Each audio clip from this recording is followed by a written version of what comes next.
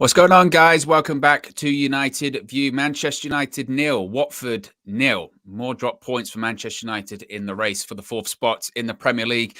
Despite numerous clear-cut and gilt-edged chances, United draw a blank and fail to convert chances into goals as 2 more points are dropped in the Premier League to relegation-threatened Watford. DJ, I'm joined by your wonderful self today. Thoughts on that one?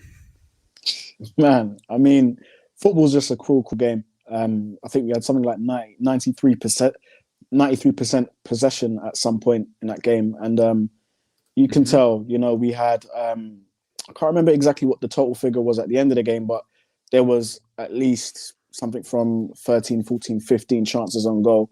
And we only had a couple on target. It's just hard to sort of describe that game. I was really impressed with the squad selection, actually. It was nice. Players were rested. I think Matic coming into the team was really good. He controlled that midfield all the first half by himself, really. Nice to have Fred in there with him as well, a little bit of an anchor there. And I think, the tactical change of having Pogba sort of get up there with Ronaldo in the final third through the transitions was a really good move by Ralph, and it was paying dividends. It's just, again, if you do not put the ball in the back of the net, this is what happens. And we can play lovely football for 85, 90 minutes. But if the ball is not in the back of the net, that's what ultimately counts. And today we've rued a whole host of chances. We'll talk about Ronaldo in a bit, but he wasn't the only one. And that's me being fair. He was not the only one that missed chances today. And that's what happens. And this is, again, shows the difference between us and the top 2 sides in the country. I mean, that's the thing, isn't it? And we'll get into individual players. We'll get into moments and all that kind of stuff during the game. We'll get into stats. We've got some comments as well from Ralph Rangnick. So there's plenty to get into. I just think I look at it and it's the same, isn't it? It's the same as when we played Middlesbrough. It's the same as when we played Burnley. It's the same as when we played Aston Villa. I mean, even with Villa, we did take our chances, but it's just a case of... I really do sympathise for Ralph Rangnick. I really, really do, because he must be on the touchline going, like, I can only do. I've said so many times, like, he can only do so much, but he can't. Like, he's picked a good side. He's thrown all of these players on. They're making chances. Obviously, what they're doing in training, like in terms of chance creation and being fluid in terms of formation, that's all obviously working. But he can't put the ball in the back of the net for them. They have to do that. And again, we're going to talk about Ronaldo. We're going to talk about all of those players, but it's everyone seemingly. They just can't put the ball in the back of the net. I mean, we said we're going to get into stats. I mean, if you believe XG, expected goals, Manchester United 2.53 to Watford's 0.51. We dominated that game, but you don't really need to look into statistics to see that we dominated it. You don't need to look at possession, which we had 68% possession to their 32. You have to look at that we had 22 shots, but only 3 on target. And even those, I can maybe think of the Bruno one-on-one, which Ben Foster was like, okay, that's a proper save. The rest are probably, tricklers, when one bounced off of Ronaldo. But Olanga's chance as well. Yeah, Olanga's. There's so many of them. There's so many of them. What else can Ralph Rangnick do when he's looking at that coming out of today's game? Can't do anything than that. I thought, in terms of tactically and management-wise, I thought he was 10 out of 10 today. He did exactly what he needed to do. If you're looking for your manager to sort of like make changes, refresh squads in a busy period, he done that. If you're looking for your manager to actually change and change the tactics as the game progresses, he did that. He put on all of our attacking talent that we currently have in the squad. He did that, and still, the ball couldn't go in the back of the net. So today, this one's on the players, solely on the players. Ralph, I mean, he's doing his best. He's doing his best. I think in the last 10 games, I think we've only lost once. But I think, again, the issue is too many draws in there in various competitions. So, again, we just need... I think we're just very toothless at the moment, Owen. We need that cutting edge. But that shines a light on players such as Anthony Martial, who could play up front. Cavani, who's not fit again. We don't know what's going on with him. There seems to be some form of circus going on around him. Like, stuff at the club needs to be sorted. But, again, when the ball's not going in the back of the net on the pitch, it's very concerning. Super chat from Zephyr. I think Zephyr might be an Arsenal fan, DJ. I have a little inclination here. He says, laughed at White, Ramsdale, Tommy, whilst you can't beat Watford, didn't you win the transfer window? Where's your title charge? I mean, we can get into individual games, Zephyr. We can go back to first game of the season. We can talk about individual games. As with anything, and we'll talk about Manchester United's top 4 opportunities and chances, but until it's mathematically impossible, who knows what can happen between now and the end of the season? Arsenal still have to play Manchester United. Granted, it's at the Emirates, and granted, we're not putting the ball in the back of the net, but there's still plenty of time to go between now and the end of the season. But you mentioned drop points there, DJ. And again, you mentioned draws. In the last 5 games in the Premier League, we've drawn 3 games. So that's a significant amount of drop points. Granted, we're not losing the games, but we're not winning them either. That's 2 wins out of our last 5. When you look at now the top 4 space, and usually we save this to the end of the stream, but we've got to talk about it up front. When you look at the top 4 race right now, how are you feeling about it? Because you've said before you didn't think that United were going to get it. I guess you're probably more steadfast in that belief now. Yeah, 100%. And, you know, it's nothing to do with agendas. It's just kind of how I've got to know our team and see them week in, week out, how they perform, and see the type of characters we have, and see how they react in certain situations when things are going bad, when things are going good. So, you know, I've looked at our team in depth as much as everyone who follows the channel has, and I just came to the conclusion that this United team will not be getting top 4, even with Cristiano Ronaldo, the best player in the world. It's down to many factors that we can see today. You know, there's so many small minor issues, not even minor issues. There's small issues with the team that we just can't seem to get over. When you've got our players coming out on social media saying they don't know what it is that's not letting them perform to the best of their ability, then you have a real problem. We don't know if that's physical. We don't know if that's a mental issue with the players. But yeah, not getting top 4, in my opinion. If we do, amazing. Obviously, I'm going to be ecstatic. But I just think the way this team is going at this moment in time, it's just not going to happen. It's not going to happen. And if we're going to get top 4 right now, then we literally have to win every single game that comes into our path, literally from the next game. Literally. How much have we said that? How much have we said that for the last 5 or so games? Yeah. And, you know, and we've mentioned before that whoever gets 4th, they'll almost get it by default in the sense of, like, it's a consistency thing. Nobody in that race for 4th spot is being consistent. The most consistent right now is probably Arsenal, and they're not exactly well known for being consistent, but you've got to put some respect on them getting last-minute goals against the likes of Wolves. And you've got a massive month of March coming up, big games involved there. A positive, I suppose you can look at it as we are making chances, but how often have we said they've got to go in eventually? You know, how often have we said that? Super chat from YUFC says, Ralph's substitution cost us today. He must take Ronaldo. We took off Matic, who was pushing the midfield to keep Ronaldo. This is on Ralph. I mean, YUFC, well, I would probably agree that I'm not sure Matic coming off was maybe the best sub, considering he was running the midfield. But I think from a perspective of Ranić, he's thinking, we're just got to throw everything at it. When you're making so many chances and you've got all of these attacking players on the bench, the thought process is, if I bring one of them on, hopefully one of them will score. Like, surely one of them's got to score. That's probably the thought process there. And I don't know if necessarily you could argue that the entire result was on Ranić. I mean, DJ, let's talk about Cristiano Ronaldo then, since it's been brought up there. If Ranić was going to take him off today, who would he bring on for him? Like, what would he do? And there you go. And that's the fundamental issue. Do you sacrifice Ronaldo and bring on someone like maybe a Jesse Lingard that's known for popping up in the last minutes of games with a little bit of brilliance? I mean, it would have been, in terms of the narrative, taking off Ronaldo when you need a goal is stupid, I'd say. The man has over 800, so one thing we do know for certain is he does score goals. But I think that is to do with politics. I kind of invaded the stream yesterday, which was quite fun, and I had my take on Ronaldo, and my take is that for as good as he is, he's coming to he's losing his powers at the moment. He's losing his powers. He's on the decline. I think it's all for us to see, and I think, you know, if we did have maybe a younger, hungrier striker up there who was a decent level, who was an elite level striker, that could be Haaland, it could be whoever. I think they will give us a little bit more in those final thirds, a little bit more intensity, and there's nothing to take away from him. He had chances today. He just couldn't put it in the back of the net. And we can say it's a poor run of form, but this is now becoming a consistent thing with Ronaldo. Yeah, he scored the other day, but what does that mean right now? Here's the question, though. Because I sympathise for Ralph, because I think it's a really difficult thing, because if he had an option, if he had a bona fide striker on the bench, maybe he would make that call, because he's not afraid of making big calls. He left out Harry Maguire today, so he's not afraid to make big calls.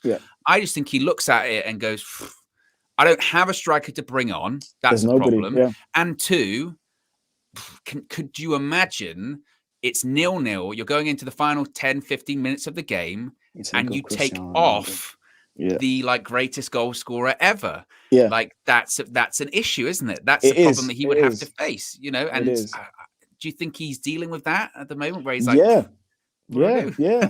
know, honestly. And you know what, I wouldn't want to be in his shoes, because again, it's kind of sort of an oxymoron. You need a goal, but you're going to take the best goal scorer that ever lived off.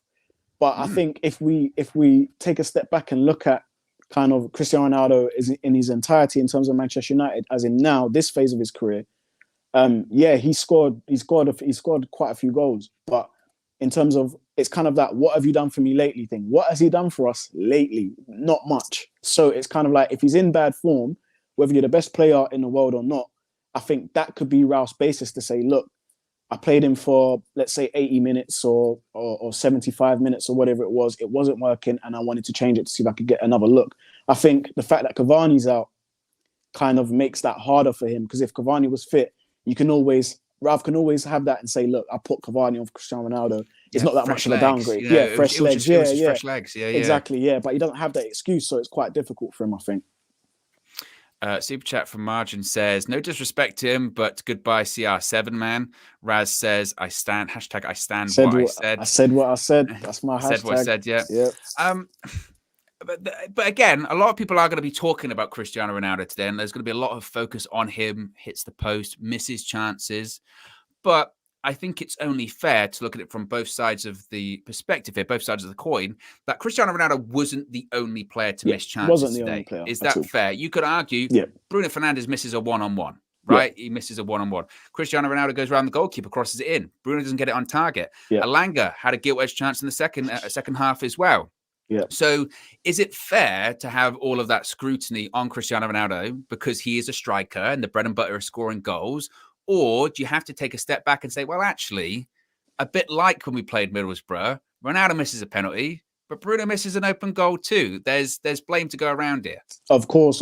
And as United fans, we've got to be kind of as fair and call it how we see it.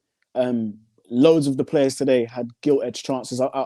That chance from Olanga was beautiful. The lead up and the play with that. Imagine if that went in. The week he's had, it would have been the roof would have blown off the stadium. Yeah, exactly. The roof would have gone off the stadium. But yeah, Ronaldo wasn't the only one. Wasn't the only guilty one of not scoring the chances. But again, when we're looking at Ronaldo, the reason why he will take more of the stick is because he is Cristiano Ronaldo. He did kind of, put a few players earlier in the season under the spotlight for their attitude, X, Y, and Z. He's the consummate professional. So what we expect for him is always going to be high. So when he's missing these chances, it sticks out to us because it's Cristiano Ronaldo missing all these chances. And yes, Bruno should have done much better with his chances. Olanga should have done better with his chances. The whole team, we didn't really perform well in terms of the attacking, because it matters when, again, and I'll say it again, when the ball is in the net, and we didn't do that today. And that's the weird thing, isn't it? Is we come out of these games, and it is different to before in the sense we were coming out of games previously, even under the early days of Ranić, going, we didn't really create anything that much. Scraping through games. You come out of the games against like Burnley or today against Watford or even Middlesbrough, and you go, we didn't get a result, but we did play well. But that's even more frustrating, isn't it? That it's like we did create chances, but we're not putting them. And to be honest, I mean, I'm probably contradicting myself there because we can create chances, but it means F all. Let's be It honest. If you means don't fuck score, all. Yeah, people it don't does. remember it. It does. Yeah. People don't remember. I said that under Ollie, and I'll say it again here, that when we played terrible, but we won under Ollie, I went, well, people don't remember performances, they remember results. Exactly. And it's the same. It's the same here. Like in a couple of weeks' time, people won't remember when we played Watford, and they'll go, yeah, but we played really well during the game. They'll say, yeah, but you drew 0-0. You know, and that's probably the same, isn't it? I mean, we got City next. Where do we go from here? You know, is it just a case of eventually they've got to go in? I do think that they're going to go in eventually. I just think that we've got quite a few players at the moment who are not really at the races, and I do think maybe there's a confidence issue there. There's times where we should be putting our foot through the ball, but we're trying to side foot it. There's times where we should be side footing it, but we're putting our foot through the ball in the final third. And it always comes down to sort of like, really intricate things today. Again, Ronaldo, if anyone said Ronaldo coming to Manchester United would score little tap-ins, or you're going to say, yeah, scoring penalties, you're going to say, yeah, like you'll bet the house on it. But he just hasn't been at his best in the last, 3 to 4 games, 5 games. And that's a worry. And he's supposed to be the elder statesman. He's supposed to be the one that these younger players look to. So if he's putting the ball in the back of the net, it's going to raise the level. At the moment, he's not. Bruno's not even putting the ball in the back of the net. And that is an issue. And I'll just say this, going into City, I think we need to bounce back. I think try and keep as whatever positives we can from this game, take it, because we've got City. We can't be sort of, down in the dumps, head down, heads gone. We need to be at full throttle when it comes to City. And it's weird because obviously with the Champions League this week, and they showed obviously like the road up to the knockout stages and that, and you forget, like when you see Ronaldo in those games in the Champions League this season, you think like when he came in at the beginning of the season, he was scoring goals and he felt confident. It just feels like there is something missing. Something has left, whether it's confidence. And we talk about like psychology and, fragility and sort of the mental aspect of Manchester United and the players at the moment, sports psychologist, all that kind of stuff. And it kind of goes both ways as well, because we know there's this fragility in that we can see the goal collapse could happen. But also on the other end of the spectrum, you can almost see with some of these players that after 30, 35 minutes, after 4 or 5 chances and they don't go in, the body language starts to change slightly, where it's like, I tell you what, I don't think we're going to win today. And I've said this several times here on the channel. If the fans are thinking it, the players are thinking it. Definitely. They're thinking, it's not going to be our day today. Do you reckon that, again, it comes down to this mental aspect that United just don't have at the moment? Yeah, and Owen, just like you, I've said several times on the channel that it's like we literally throw everything that we can at a team, and if it doesn't go in, we're kind of then stuck like, well, what do we do now? And that's kind of what happens. And I wouldn't say heads drop per se, because I know there was a point where Ronaldo missed a chance and he kind of like just leaned against their goalpost.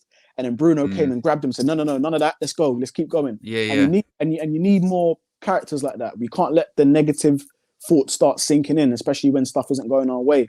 And I think that's how back to Ronaldo quickly, that's how I've judged him, not in his good parts, because we know how good he is, but I'm judging him when things aren't going well. What's his body language like? Is he contributing still? Is he moaning? Is he petulant? Like all this different stuff. And, I think it's definitely a psychological thing on the pitch, but I think to maybe remedy that, we try and keep someone like a Matic. If Matic can get another night, I thought he played absolutely amazing today. Brilliant. Absolutely brilliant. Again. Brilliant. And that's the thing. If we can get him playing a few more games to the end of the season, maybe having that senior role in the middle of the park might uplift everybody a little bit, maybe with a calm head, because he's been there and done it as well. So this is where you want your senior players really to step up. You don't really want Ronaldo with his head down, and we can't be seeing that, because it does feed into the younger players, because they're thinking, if Ronaldo's rattled, I'm definitely going to be rattled. Do you know what I mean? Yeah. Nate H says, judge Ronaldo on the present, not the past. I think, again, also as well, look, we're reliant, I think, on, and I'm not trying to you deflect him, you're protecting Ronaldo, because the guy doesn't need protecting. But, I do think you would look again. You would also say Ralph Rangnick, if he was looking around, he would also say to Bruno Fernandes, "But you had a 1-on-1 today, I don't think Ronaldo had one-on-one today. Yeah, Massive chance. yeah, And Bruno, if he's playing as a 10, obviously it's to assist your striker, and Ronaldo should score his chances, but Bruno should as well. And I think a lot of people, and again, it's just ultimate frustration. It's really, really frustrating.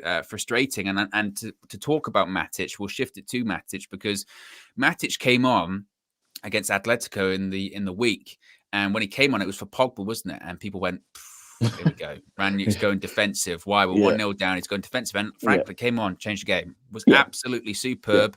And I tweeted out during today's game that, and we've said this so many times, but if Nemanja Matic was 5 years younger, we wouldn't even be looking for a CDM right now. We wouldn't even be looking. We would be like, we've got one. Because you see, especially in the first half, you see how he's just dictating the tempo of the midfield. You know, he's dominating it. He's knowing when to speed it up, slow it down, forward passes, getting the ball out to whether it's, you know, whoever it is on the wing, or getting the ball to Bruno, or giving the ball to Bruno in spaces.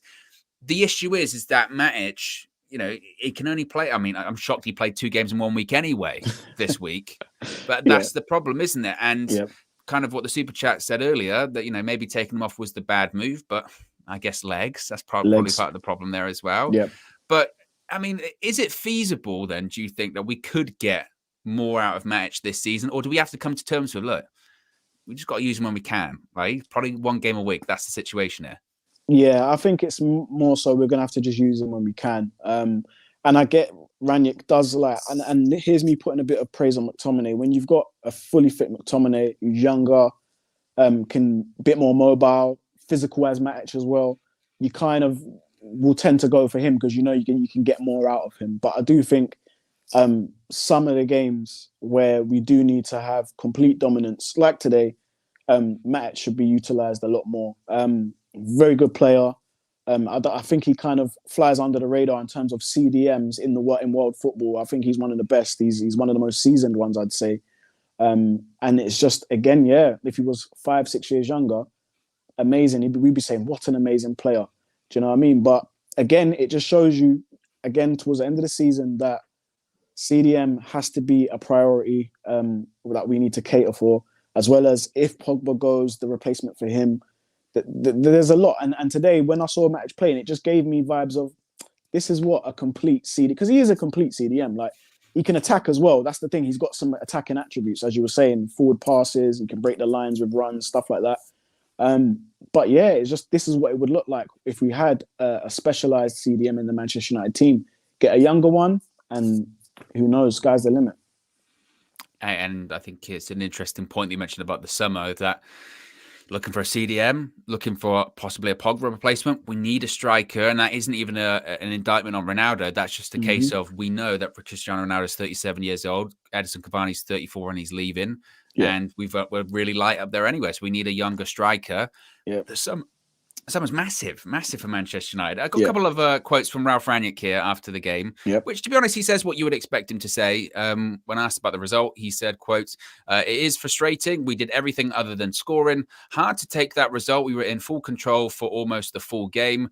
We need to be sharper in front of goal and can hardly create more chances than we did. A frustrating afternoon. If I look back at the last 3 months, we have given away that many chances and that many points with draws. We should have 4 or 6 more points and the situation would be completely different." He's going very close to saying fine margins without saying it. But ultimately, look, and he can, and I think he'll know this. He can say, like, oh, it could have been so much different, but it's not. Yeah, that's the problem. We're not living in hypotheticals here. We're living in reality. We've been drawing too many games, dropping too many points. I mean, how do you think he resolves this obvious issue when it comes to taking chances? Oh, man, I don't know. Maybe just get some finishing drills going on in training or something. But it's difficult to pinpoint it, because you do have, the world's best goal scorer up there. You've got, obviously, Bruno that will chips in with loads of goals every other season.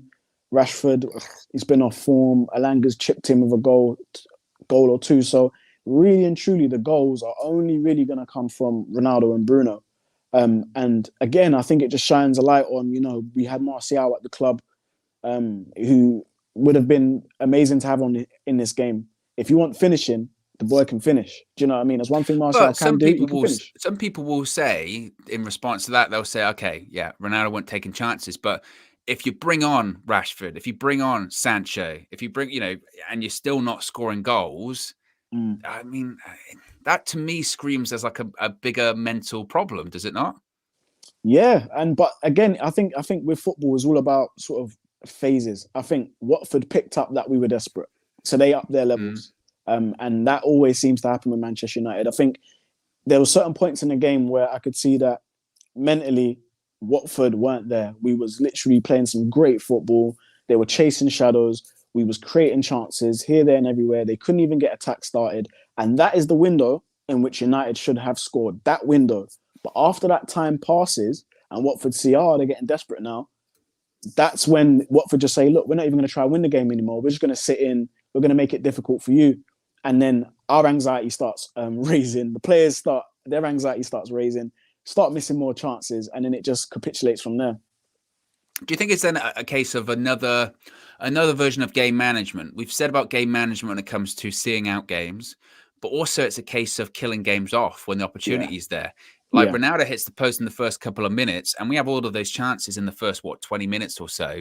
Yeah. Even if you put one of them away, the game is totally different because Watford would collapsed. Yeah. But once it gets to even half time and it's 0-0, once it gets to 65 minutes and it's 0-0, in the same way that the Manchester United players are like, this might not be our day, the Watford players are thinking, I tell you what, we might actually get something out of this, even though we've been battered here. We might get something out of it. And again, does that come to a different style of game management? Yeah, I think you're right. I think I remember. I think Jose Mourinho's Chelsea team years ago. Can't remember when it was. It might have been like maybe 07, 08. Can't remember exactly, but I remember when Drogba was there. They were a killing machine. They'd put pressure on teams. They'd get a goal in front, get two in front, and then Jose, it was shut up shop. Like, yeah, job done. Shut up shop. Just efficient. Just really efficient. And I think that's what we're losing. We're losing that sort of killer instinct, that edge that it takes. And in good moments, when we're putting pressure on teams and we're having so many good moments, so many good attacking flurries, we need to be putting the ball in the back of the net. And when you don't, you will pay for it. It's football. This is what happens. The best team doesn't always necessarily win or deserve the win sometimes. I look at it like I watched Liverpool play against Inter Milan a couple of weeks ago in the Champions League. And I tell you what, that game was way more even than the scoreline said it was. Inter Milan had so many chances. I think they hit the bar, all that kind of stuff. At the end of the game, it was 2-0 because Liverpool had a couple of chances and they scored. But that's what it is. It's about being composed. It's about being clinical, and it's about taking your chances. Let's face it, it's an embarrassment of opportunities today. It really is. Yeah. And to miss that many, I think you really have to question, the mentality and the composure and the clinical nature of some of the players. Because if it's one game, and I think this would be what some people would be saying as well, if it's one game, everyone has those days where you go, I'll tell you what, it's just not our day today. We weren't meant to win this one for whatever reason. We just couldn't put the ball in the back of the net. The issue is when this happens several times over the course of a couple of months. Yeah. We're talking about 6 weeks here, 7 weeks. This has happened, 3 or 4 times? Yeah. That's not just, it wasn't our day today. That's a bigger problem. That speaks to there is something fundamentally wrong in terms of, I don't know, mentality, like I said, or personality. I don't know. I mean, it's difficult for us. It's difficult for us to dissect it because everything that could have gone right today went right. Refresh squad and the players that came in played well. And just no goal. As Ragnick said, did everything right, just no goal. Even the management, in my opinion, and everyone's entitled to their opinion, I thought Ragnick couldn't do anything. He done everything that he needed to do. He did everything that he needed to do to a and team. And it's not the first time either. Yeah, and again, we just can't put the ball in the back of the net. So I think we're left with, is it luck? Or is it an issue with the mentality, as you were saying? Is it members in the squad that might be just their heads drop? I don't know. I just can't put my finger on it. And I think maybe the Man United players right now, as they're leaving, they're probably sitting there struggling to figure out what it is as well. I've seen, Ronaldo being gifted chances, can't put the ball in the back of the net. Bruno, 1-on-1 with the keeper, can't put the ball in the back of the net. Lovely interplay. Olanga, beautiful play. Pogba with the flick round the corner. Olanga, he had. It's just maybe in those final minutes we rush. Maybe we rush a bit too much. Maybe there's no cold, calculated composure when we're supposed to put the ball in back in net. Even that as the rationale, and it kind of goes back on my mentality thing, but even that as the rationale is like we're talking about players that are some of the most experienced players around. Yeah. So how can they, it just seems madness, isn't it, that we would be talking about people like Cristiano Ronaldo and Bruno Fernandes struggling with composure. Yeah. That just, they don't go together. But I mention it, like, it can't be. Put it this way: if something happens to you one day and you go, "Oh, it's terrible," like, oh, you go outside, starts raining, bird shits on your shoulder, all that kind of stuff. You go, "Tell you what, what's going on today? I don't really know what's going on." If it happens 2 or 3 times in the other weeks, you go, something's going on. I'm living in the Truman Show. Yeah. So like something is happening. I don't know what's going on here. And that's the case with United, I think, at the moment. King Jar says, just bring a striker in from the youth team. Now we have no striker on the bench. So even when Ronaldo is playing shit like today, who do we have to bring on for him? Do you think that Rangnick would look at, bringing a player in from the youth side just to get a striker on the bench? I mean, people say Marcus Rashford could play as a striker. Some people say play Bruno as a striker.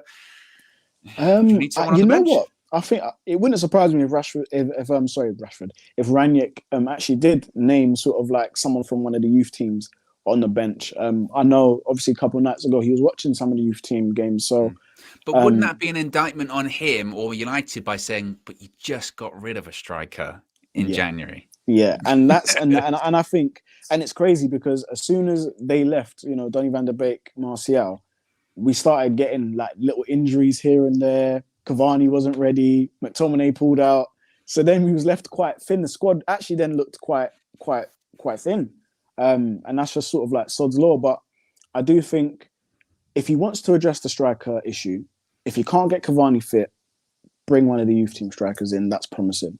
Try, because you brought Olanga through and Olanga's done amazing. So, and I think it would be maybe refreshing for us fans. I know it's Ronaldo, and it would, imagine the scenes, 37-year-old Cristiano Ronaldo makes way for, I don't know, Charlie McNeil or something like that. Everyone's going to be like, what? Ronaldo for... Well, do you think that would be a thing then for Rangnick today? Like, because I mentioned this when we did the press conference a couple of days ago, before the Atletico game, that when Rangnick talks about Cavani, I get the impression he's kind of talking through gritted teeth somewhat, because he's like, well, he doesn't feel like he's capable to play, or he doesn't feel like he's ready to play, and it doesn't make sense. If he doesn't feel comfortable, it doesn't make sense to force him.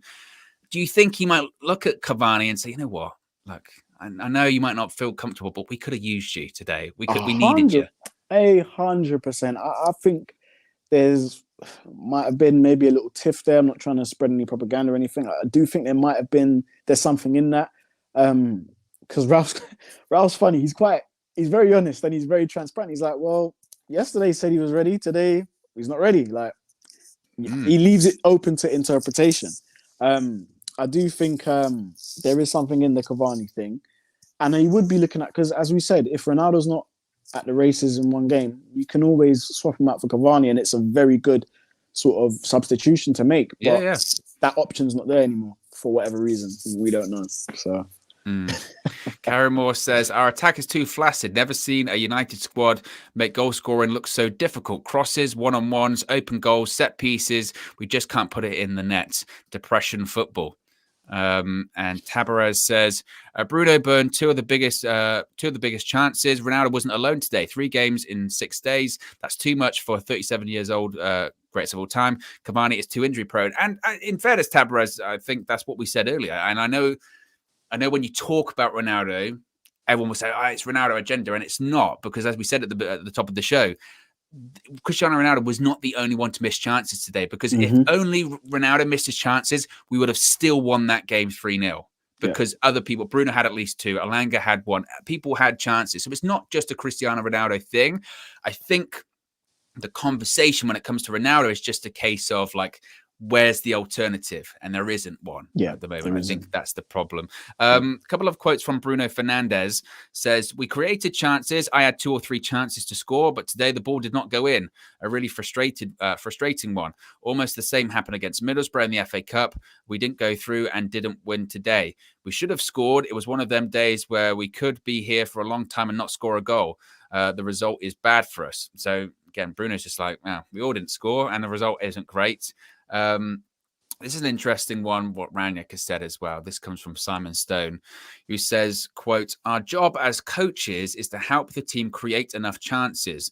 The number of clear chances we had today had to be enough to win a game like this." So he's kind of saying really what we've just said then, where it's, that's Ranić, I guess, maybe being more polite, but essentially saying, look, I can't put the ball in the back of the net for you.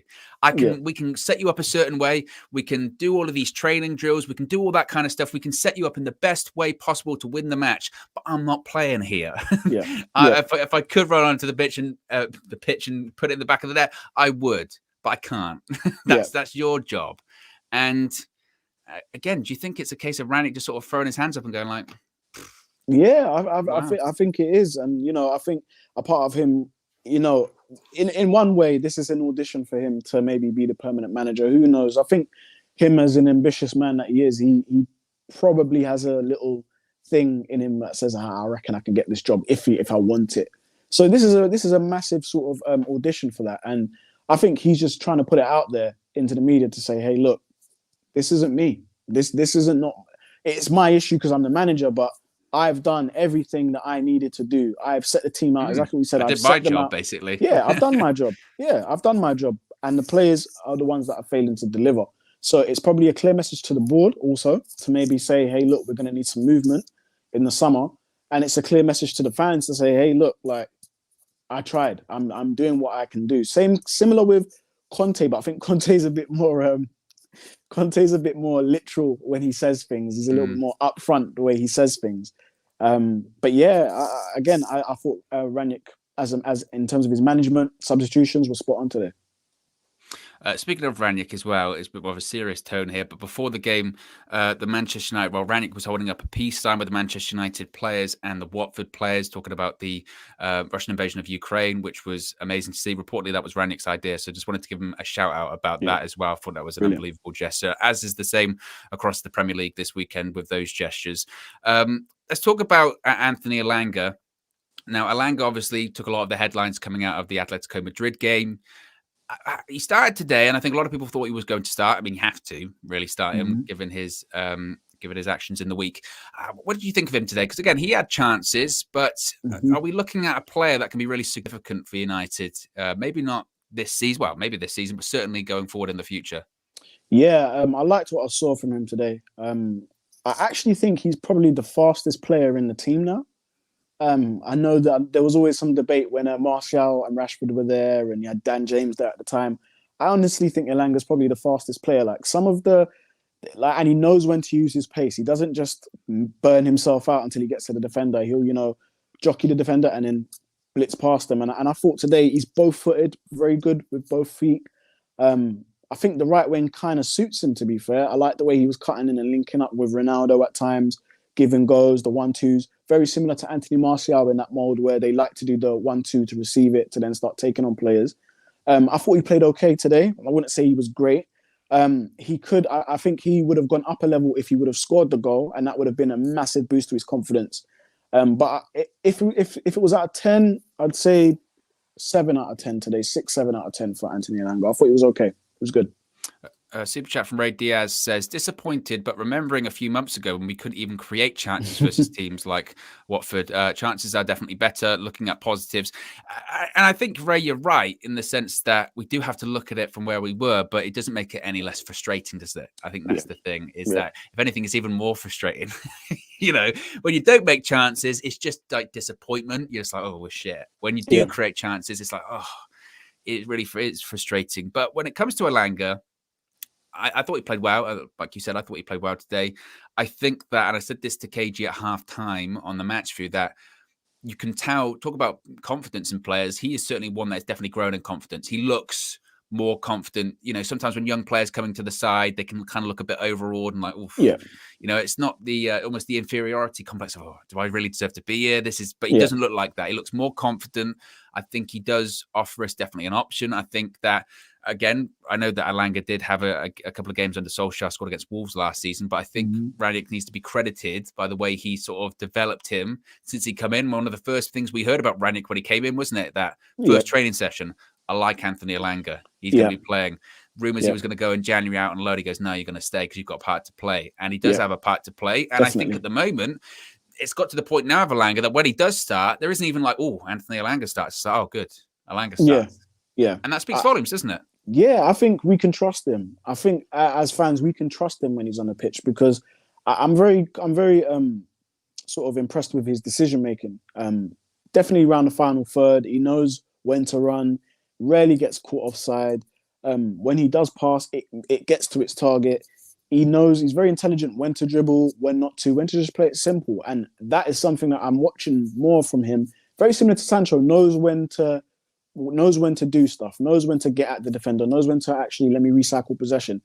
And that's one thing he has over Rashford at the moment. Like, honestly, Rashford can't touch him at the moment right now. I think in terms of skill set, Rashford's the overall better player in terms of attributes, but I think Elanga can definitely maybe surpass him. And yeah, he definitely has a part to play because when he gets going, he's dangerous, and we do need wide players. You mentioned about Sancho. Obviously, started on the bench today, which was a bit of a surprising one considering he's been on form recently. Yeah. But when he came on, I think he looked bright. There was one point where he took the ball past the player, which I like. And he did an interview this week where he was saying that he's feeling more comfortable now and he wants to bring more assists to Manchester United. Do you think at this point, and again, it depends what formation we play because at points today, I'll be honest, I was not actually sure what formation we were playing. And that's not in a bad way, in the sense that I think we were just playing so fluid. Yeah. And I liked it. I liked it. Again, the style of football we were playing, I liked. Yeah. And I liked the chances that we were creating. But do you think going forward, if Ranić does say, okay, I'm doing 4-3-3 or even 4-2-3-1, do you think the wide players that he picks, that his first two wide players he picks, do you think it's Sancho and Olanga? 100%, definitely. I think those two are our first choice wingers now, or wide players, as you say, wide forwards. Definitely, he's been impressed with Sancho from when he was over in Germany, and you can tell now that with Sancho having a run of games, because to me it was crazy because Sancho didn't really get a nice run of games under Oli. He was like in and out.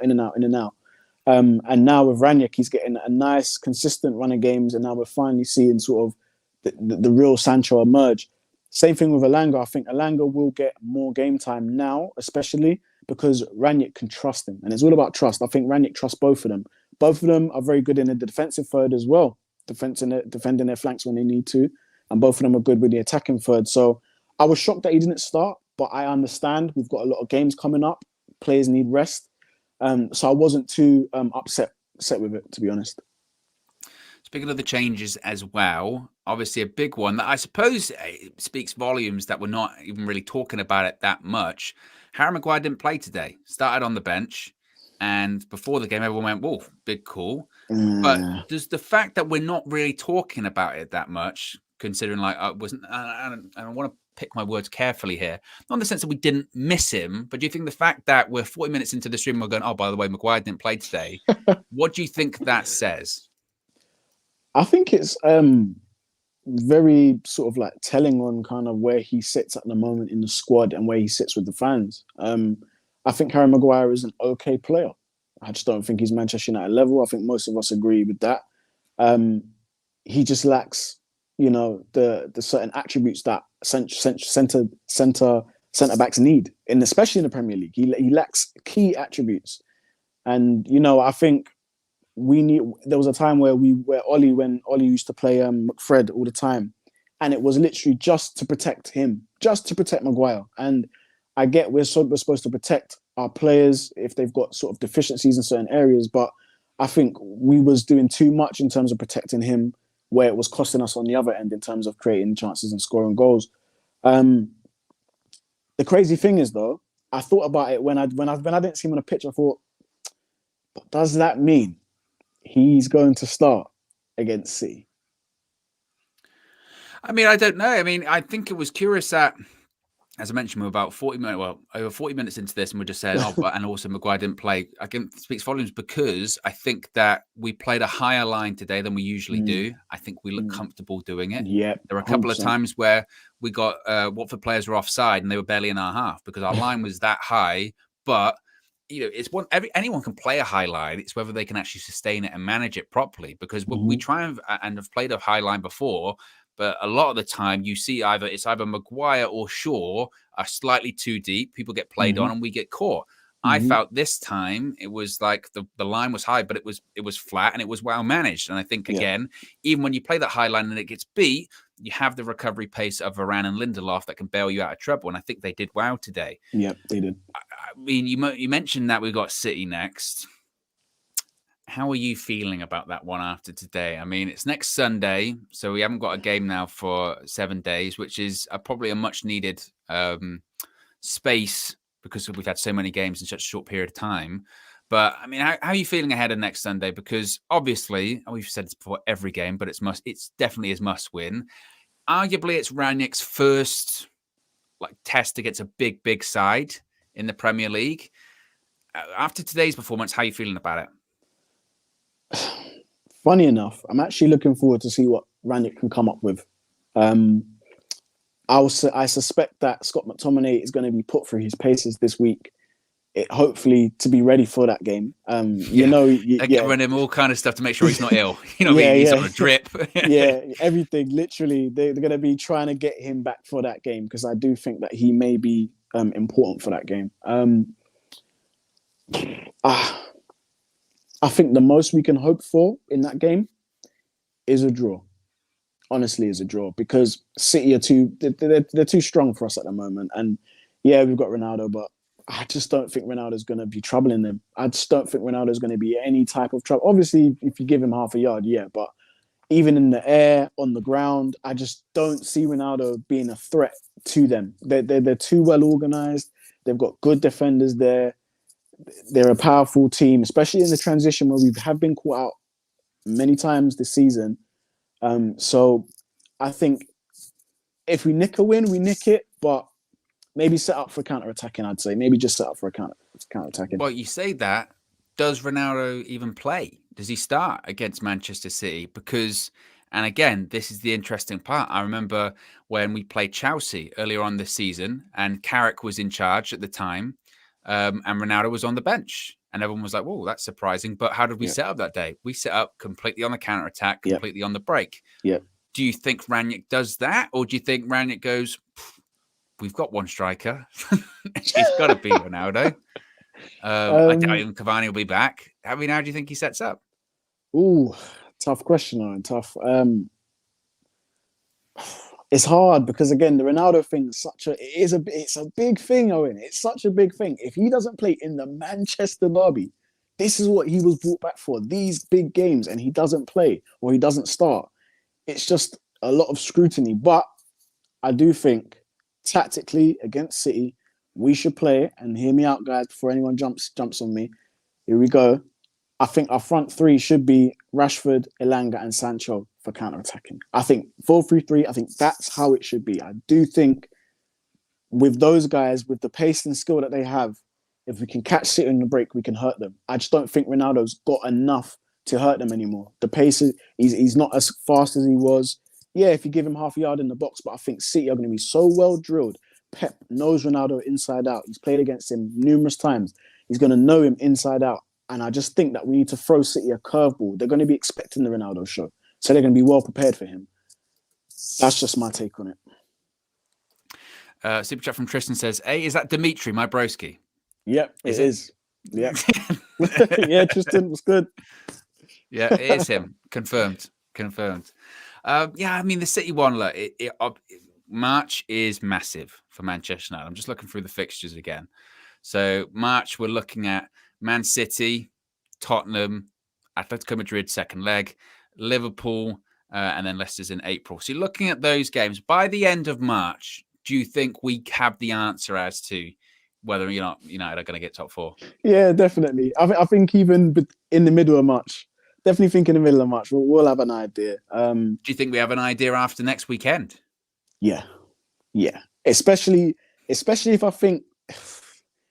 Imagine City put us to the sword.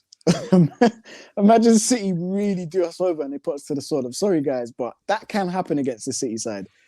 And if that happens, oh man, I think it'll get from bad to worse from then. I think we'll just capitulate totally.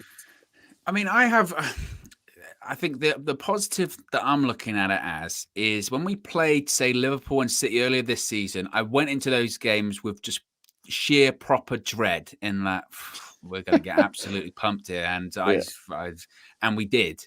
Mm-hmm. Going into next week, I don't have that level of dread that we had earlier on this season because we don't know what Manchester United's going to show up, and we don't know what Ralph Rangnick's going to set up as. We don't, and I think that's kind of. I'm at least somewhat morbidly curious to see what he does. I'm curious to see how he sets up. Do you think he goes with the same system he had in today? Because I did like it. This is the thing, isn't it? It was good. Yeah. It was really good. So, but you don't do that against City, do you? No. You know what I mean? Yeah, I know. He's either going to fight fire with fire, or he's going to just, have us maybe drop off them, don't press too much, sit back, let them come onto us, and then just hit them on the counter. I wouldn't blame him for doing that. I really wouldn't. No, I don't know either. I think it's really interesting because he's played so many formations so far. Like he's played 4-2-2, he's played 4-3-3, he's played 4-2-3-1. He played, I don't know what it was today. I several times during the game, I kept trying to be like to do the notes. I was like, I want a formation. I mean, let us know in the live chat because I could not figure it out. Yeah, I couldn't. Yeah. I think it was a 4-2-3-1, but it was a really, really fluid 4-2-3-1. Yeah, it was. I wasn't sure if it was a diamond. I wasn't sure if it was a 4-2-2 at times. But he has said, like, top quality teams should be able to switch into different systems and that kind of stuff, which I agree with because I think nowadays people are so focused on, and that was part of Liverpool's downfall last season, wasn't it? Is that they've got their players, they've got their system. If the players are injured, they still play the same system. It's like, well, you lose them. You haven't got the players to fit into your system. Yeah. So I do agree with that, but I just don't know. I really don't know. Next week, I'm like, what formation? Yeah, but the thing is, I think we're playing, and this is crazy to say, we're playing actually good. We're playing some good stuff. Obviously, I haven't been able to get the goals in, but we're playing some good stuff. And I think if we're gonna beat City, we need to think about. I think Ralph's gonna have to think long and hard about what team he puts out and what type of result he's trying to get. Because I know managers say, well, we always try and win the game, but let's be realistic. If you go at City and you miss, they'll just come back the other end and utterly destroy you. And the game could be out of sight within the first, 15, 20 minutes of the half. So he's going to have to be strategic, and I trust him to do it. I think I've seen enough from Ralph at this point in time to put my trust in him to know exactly what he's going to do, not what he's going to do, but that he's going to give them the respect in terms of how to set us up. I think the big call is, does Ronaldo start? That is going to be the big call. Does he start against them? So we'll see. Be a discussion, certainly. Yeah. Tabarez says, big up to Ralph and his peace sign. Glory, glory, Man United. Absolutely. I thought that was tremendous. But it's interesting when it comes to the formation, and it kind of sums up that it was difficult to figure out, is that it was a 4-2-2. It was a 4-3-3. I think it was a 4-2-4. 4-4 Bruno free roll. It's what it says. Like it was difficult to figure out, and I think that's really interesting for next week. I do want to talk about Aaron Wan-Bissaka. Giovanni says Aaron Wan-Bissaka played really well. What did you think about him today? Like, of course, KG will be KG. At one point, with the Ronaldo when he hit the post, that was a Wan-Bissaka cross, and and I thought of KG instantly. I thought we were about to witness KG just explode on camera. I was like, here we go. Yeah. But how did you think he played today? Because it's quite interesting because for weeks and weeks and weeks, Dallow's the number one right back. One right back. Midweek, Lindelof plays right back. Yeah. Wan-Bissaka comes on. Today, Wan-Bissaka starts. Yeah. Do you think the tide's turned a little bit when it comes to that right back situation? Maybe a little bit. One thing I know Ralph likes his teams to be solid defensively, and if you need someone to do some defending in that Manchester United team to put a tackle in, it's Aaron Wan-Bissaka. He'll do that all day. I think he played well today. I was impressed with you could see he's trying to evolve himself slightly, and I like that. I like when football players can do that. We can see he's trying. It's not like he's not trying. He is trying. He's trying to get forward a bit more. He is trying to link up with the wingers and the forward players and trying to whip crosses in. Like today, as you said, he whipped that ball in earlier in the game. If he can do that a bit more, cool. But, I think he's just going to play himself into some form. He's on okay form now. If he can play himself into some form, then it will get really interesting for that right-back situation. But I think the fact that he came in today maybe just shows that Dalot is still the number one choice for the big games. Do you think this is an interesting comment from Rotem? Says we're talking about formations. He goes, look, the formation doesn't matter when the mind is gone.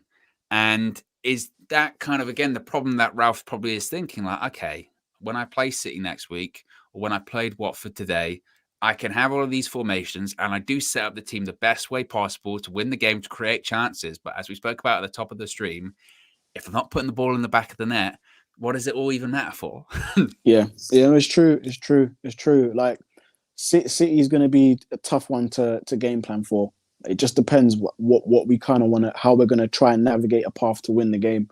I was just thinking, actually, the top of my head there, having Sancho on the left, I don't think it's going to work. I'd rather have Olanga or Rashford because Carl Walker, he's absolutely rapid, and Sancho, for as good as he is not going to do him for pace at any time of the day. So you're going to want someone who can match him for pace. Like there's ways we're going to have maybe Sancho right, Olanga left, Rashford up top. That's what I would do. Just yeah. I don't know. It's going to be tough. It's going to be so tough. That's going to be our toughest game, literally. Do you think it's must win? 100%. Oh yeah. Yeah, must win. Is it at Etihad? Etihad, yeah. Oh my gosh, that's like because that's why I said crown like, jewel, man. Like that's what I said. Like when it comes to the top 4 chances, do we? I mean, a lot of people today are going top 4's gone, it's over. And I probably wouldn't go that far because I would still say, and this isn't me being an eternal optimist. I think it's being somewhat pragmatic in saying, look, we're still, and I know it's nearly March, but we've still got a couple of months to go. We've still got to play people in and around us.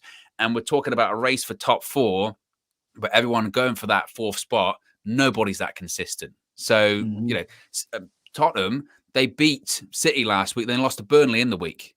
And that will happen. That will happen with Spurs. That will happen with Arsenal. And that will happen with us also. Like the frustrating thing might be is that we would draw today, but we might go to City next week and win. And then we'd be like, what was that all about? Well, yeah, exactly. That would be the frustrating thing. But my long-winded point here is that, as I mentioned earlier on, if we lose against City next week and say Tottenham and Arsenal pick up points, I don't know what their games are, then is it game over at that point? Yeah, it is. It is game over at that point because I think it gets to a point where it becomes a very big uphill climb. And we've left ourselves a lot to do even now. So to go to, and plus, you can, as we spoke about through the show, this United team does have, I'd say, mental issues with football at the moment. That we can see it. It's been something that's gone throughout the season. So just imagine us getting absolutely pumped by City next week. That even though we could play well, doesn't matter. If we get pumped by them, the after effects of that loss are going to be so damaging to this squad. It's going to be hard for us to pick ourselves back up and try and go again. It's going to be so difficult, especially in the derby. Well, just looking at the games that Arsenal and Spurs have next weekend. So Spurs on the Monday have Everton at home, which is a difficult one. You can see that. Yeah. But the ironic thing is that Arsenal on Sunday, when we play Man City, they've got Watford away. So they've got Watford next week. And I tell you now, if they go to Watford and convincingly beat them, again, it doesn't look great on Manchester United. That's the frustrating thing. So, I mean, Marcel's been saying it very clearly. He said it's March Madness coming up, and it truly is. I think that I mentioned at the beginning of the show, and I put it on social media as well, that our top 4 hopes are hanging by a thread. I don't think that's fair to say. I think that is fair to say, rather, that they are hanging by a thread, and it's it's now or never. And I know we said that so many times this season, but it's really, really true now. It's now or never. And we've got to find some kind of consistency in a very inconsistent season. But I've had to push you, DJ. Last little thing. We start off with it, so we'll end with it. Top 4. Are you going to give me any optimism? Yes or no? Is it going to happen? It's not. I'll keep pushing. Guys, it's not going to happen. I think we just need to. It's not going to happen. Nah, we'll probably draw against City. Either win or lose. Draw or lose against City. Don't see us winning that game. It's good to see you bring the positive atmosphere to this one. Enjoying that. I've got the hood up. Darth Vader. Yeah, exactly. Emperor settings. Or as Flex would call him, Palpatine. Palpatine settings. Oh my gosh, Palpatine settings. I don't know. I think that, and this isn't me being like, oh, Owen sit on the fence, all that kind of stuff. I'm not ruling it out. I said before that I did think we would get it because I felt that we had enough quality. We are no longer, I mean, we weren't favourites really anyway, considering the games in hand, but we're really not favourites now. And not only do we have to rely on people dropping points, we have to rely on us actually putting the ball in the back of the net and beating teams that we have not been beaten. And that is a massive problem. So I think at this point now it's probably hope, because if you do look at it, and the odds are not in our favour at all. That's the problem. It's really Mission Impossible at the Etihad next week. Mission Impossible at the Etihad. I'm telling you, Mission Impossible. But that game hasn't happened yet, and if we do go there and do something miraculous and get a victory, then I would say, you know what? Why not? Then it's a completely different outlook, and that's my point when I say between now and the end of the season, a lot of things can change. So hopefully they do. Anyway, guys, look, we're out of here. Be sure to smash a like on the like button. Be sure to subscribe, bottom right-hand corner. Of course, Flex was at the game today, so he'll be outside Old Trafford talking to all of the fans, all of the regulars, like James, Faz, Cam. They were all there today, so I'm looking forward to Faz's one today. A couple of weeks ago, I can't remember what game it was, where the first thing he did was pull out the program. It was so dramatic. He was like this. Who is this? I was like, oh, that is excellent. So I'm going to be looking forward to that. So if you subscribe, bottom right-hand corner, click the notification bell, you'll be notified when all of those fan views get published on the channel. Anyway, guys, look, we're out of here. Next week. Derby Day. Fingers crossed.